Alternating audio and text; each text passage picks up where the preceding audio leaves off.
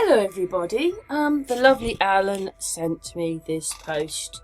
It is something that I've done lately. I don't know if people remember when I was looking at the television, a blank station on the television, and I thought I could see an outline of a man in there. In fact, there was 3 faces in there.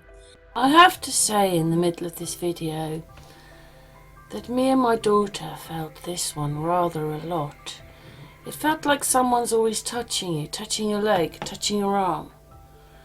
You know, you think, well, I'm sitting here completely still and something on me moves and it's like someone's touched me.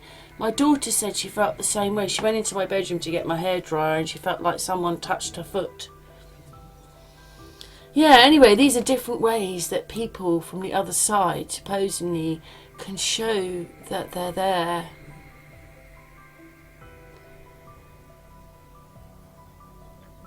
Yes, those are the ways, but it was very interesting with the one touch, because that's what happened to me and Ellie. That one. And I was telling Alan, I told Alan this a few weeks ago, and then what it is on this post here, with this person who is William Crooks, basically it says here that, where is it? They assume different frequencies of energy, radio waves in each their own fully fledged reality, or at least were channels through which we could communicate with the spirits from other dimensions. So it says, he made a vacuum tube, an integral component in the first TVs to communicate with the spirits. And then that bit there comes. So basically, yeah, I just thought that was very, very interesting, considering I caught those faces on the TV.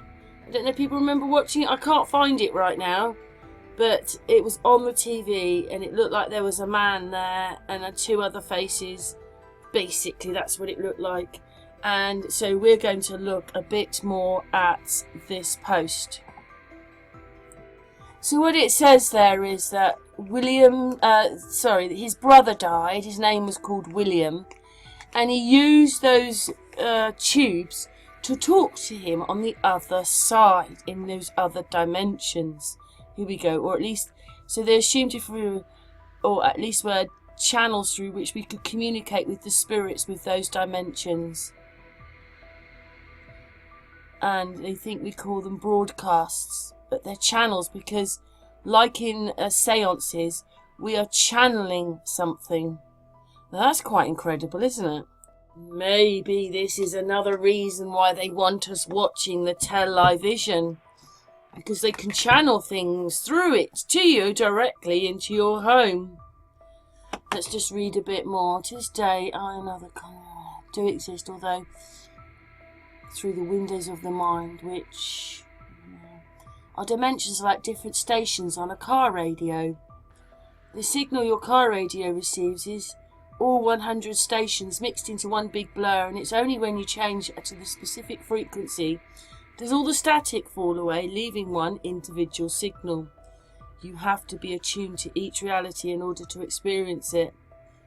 The Gordon Dawn knows this too, and if you know a little about these I don't know how you say those, theosophical cults, you'll know they're friendly with demons, and that's likely who they intended to communicate with. Wow, yes. Except from Theosophy Wiki. So William Crookes, 1832 and 90, was an English physicist and chemist, and an early member of the, whatever that is, the Theosophical Society. His professional work centred on spectroscopy, vacuum tubes, cathode rays, radioactivity, and intention of the radiometer. He was knighted in 1897 and was president of the Royal Society. So that goes on there, talking a little bit about him. So we'll look at the pictures that they've put on. Is there a picture of him? There he is. So I'm going to like that post. And then there's a few messages on his post here. Let's have a look. Yes, the vacuum tubes were super magical. They helped electrify, amplify music and other major mind model, whatever that is, as well. The word dawn keeps coming up with coded songs. Scrying mirrors in the television screen is another major adjustment as to the line of the research.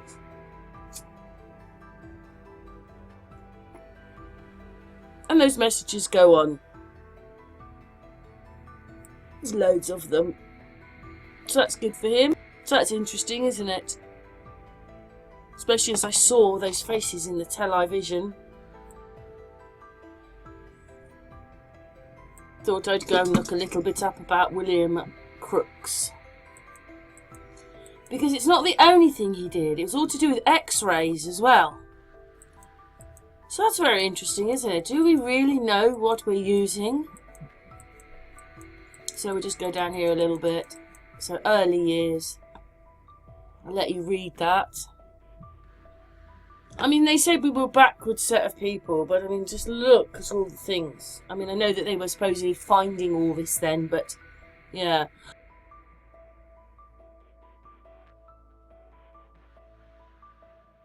Middle years.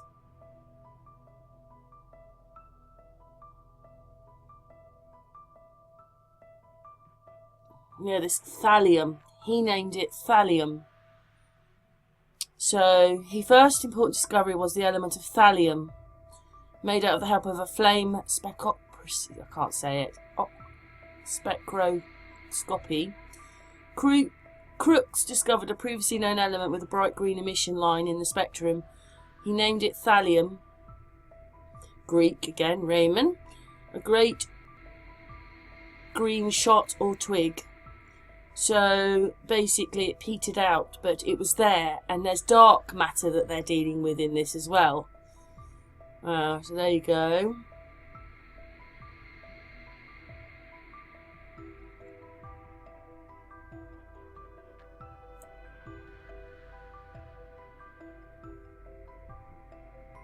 So electricity in low pressure gases, he discovered as pressure was lowered, the negative electrode cathode appeared to emit so-called cathode rays known to the stream of free electrons and used in cathode ray display devices. As these indicate, he was a pioneer in construction of the vacuum tubes, the study of physical phenomena. He was as a consequence of one of the first scientists to investigate what is called plasma now and identified as the fourth state of matter in 1879. But he also did X-rays. I'm sure it's going to talk about that in a minute. Radiant matter, X-rays. Where does it say? But anyway, he did. He was into X-rays, and that's quite incredible as well. Do we really know what we're using? What it can do to you? Later years.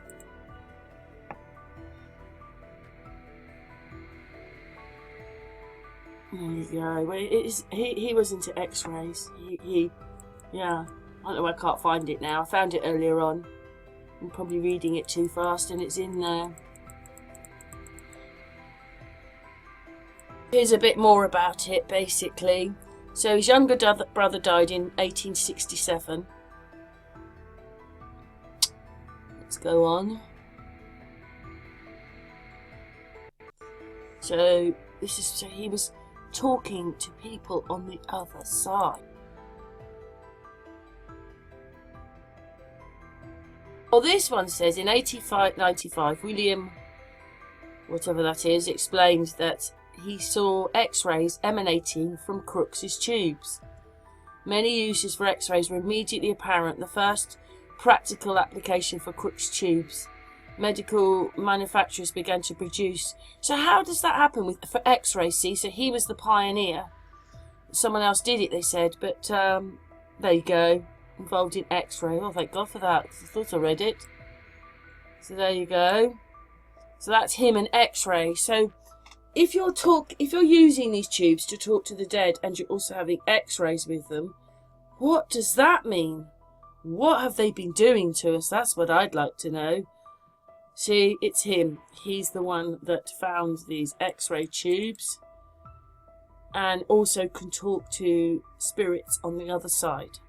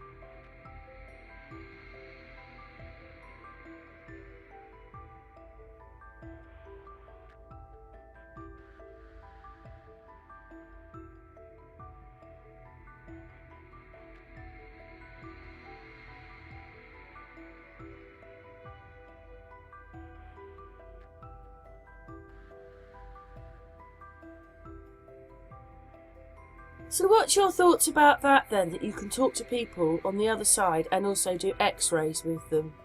What do you think that's all telling us? Just want your comments, and thank you very much for sending that to me, Alan. Especially when you watch this little video at the end. This is the video, it kind of stops just there, but hopefully there's enough information. Once you realise what our heart is and it's electrical, what does it mean with all the other stuff they've been doing? Do not understand how this is not mainstream household information. Like, every time I review this information, like, my mind is just blown over and over again. Just watch. Here's another interesting scientific fact. The heart is an electrical organ, producing by far the strongest source of rhythmic bioelectricity. This energy goes to every cell in your body. Your heart produces enough electrical energy to create a magnetic field surrounding your body in 360 degrees, extending beyond the skin out into space, measurable about 3 feet outside your body. So the moral of the story is our heart radiates out. Like, this is why our culture constantly, naturally, intuitively refers to having good vibes and bad vibes. We already can feel this sixth sense. Like, literally, electromagnetically, all our hearts are talking to one another. We are immersed in a 360 spherical bubble in each other's heart bubbles all the time. So it matters whether you're in a negative or a positive state of being, because this literally creates your interaction with reality, with people, with events. This is work done by HeartMath. They are a non-profit that has been doing this since 1991 for 30 years. It is time we start really giving energy to